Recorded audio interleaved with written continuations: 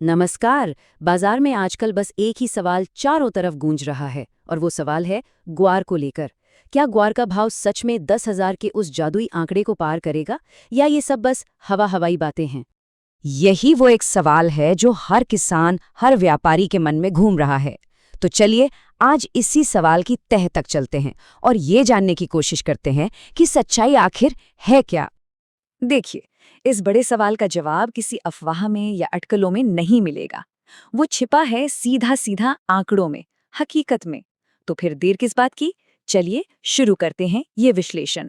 सबसे पहले ये समझना बहुत जरूरी है कि आज इस वक्त जमीन पर हकीकत चल क्या रही है। जरा इन भावों पर एक नजर डालिए। ये राजस्थान की बड़ी बड़ी मंडियों के ताजा भाव है। बीकानेर में तो देखिए, भाव 6,000 रुपए को छू रहा है और बाकी जगहों पर भी 5,200 से 5,500 रुपए के बीच मजबूती से टिका हुआ है। तो मतलब ये है हमारी आज की स्टार्टिंग लाइन। और दिलचस्प बात यह है कि बाजार में हाल फिलहाल में एक अच्छी खासी तेजी देखने को मिली है। पिछले महीने ही माल की आवक कम होने और खरीद बढ़ने से कीमतों में सीधा सीधा 15% का उछाल आ गया। यानी बाजार का मूड तो इस वक्त तेजी का ही बना हुआ है। लेकिन सवाल तो वही है, क्या ये तेजी हमें 10,000 तक ले जाएगी? इसका जवाब ढूंढने के लिए ना हमें थोड़ा सा समय में पीछे जाना होगा, इतिहास में, जब ग्वार ने वो कर दिखाया था जो किसी ने सपने में भी नहीं सोचा था। साल 2011-12 वो एक अलग ही जमाना था। अमेरिका में जमीन से गैस निकालने की एक नई तकनीक आई और बस ग्वार के मांग में जैसे एक विस्फोट हो गया। सट्टेबाजी ने तो आग में घी डाल दिया और देखते ही देखते भाव बेकाबू हो गए। जी हाँ, लगभग 32,000 रुपए प्रति क्विंटल। ये कोई मजाक नहीं था, ये हकीकत थी। और ये वो तकनीक थी, फ्रैकिंग, जिसने पूरा का पूरा खेल ही बदल दिया था। इसमें होता क्या है कि पानी के साथ ग्वार गम मिलाकर जमीन के अंदर पंप किया जाता है, जो चट्टानों को तोड़ता है और तेल गैस बाहर आ जाता है। और मजे की बात यह है कि इस काम के लिए पूरी दुनिया में भारतीय ग्वारगम का कोई मुकाबला ही नहीं है।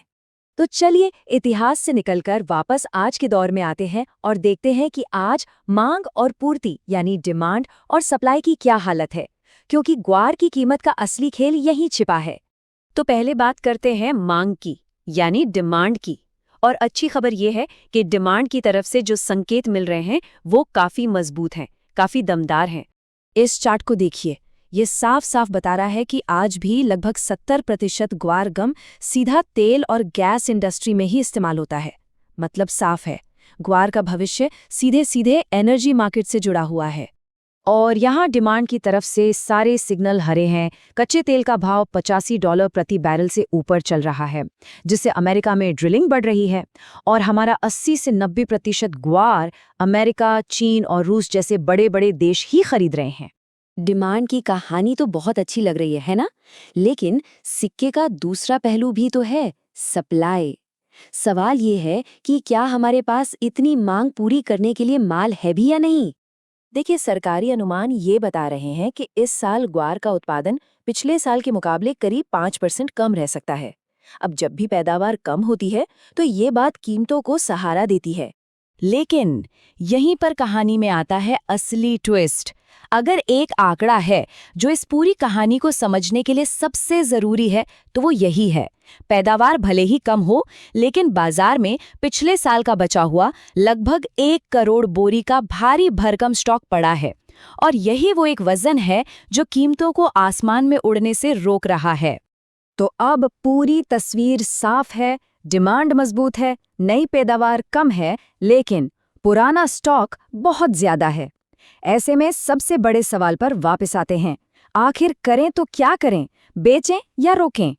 देखिए, अगर हम आंकड़ों की सुने तो 10,000 का लेवल फिलहाल एक हकीकत से ज्यादा एक सपना या अफवाह ही लगता है। तो अब सामने दो रास्ते हैं।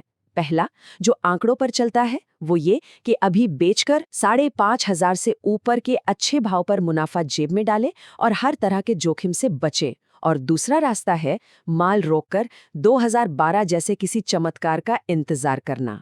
इसलिए सबसे समझदारी भरी रणनीति ये हो सकती है कि अपनी फसल को टुकड़ों में बेचा जाए। कुछ हिस्सा अभी बेचकर अपनी लागत निकाल लें और थोड़ा मुनाफा पक्का कर लें।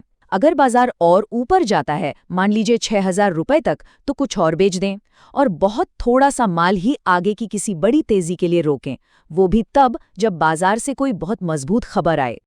एक बात हमेशा याद रखनी चाहिए, ग्वार का भाव आखिर में डिमांड और सप्लाई ही तय करेंगे, बाजार में उड़ने वाली अफवाहें नहीं। सारे आंकड़े और सारे तथ्य अब आपके सामने हैं। ऐसे में सवाल ये उठता है कि इन सबको देखकर अपने लिए सबसे सही कदम क्या लगता है। इस पर विचार करना बहुत जरूरी है।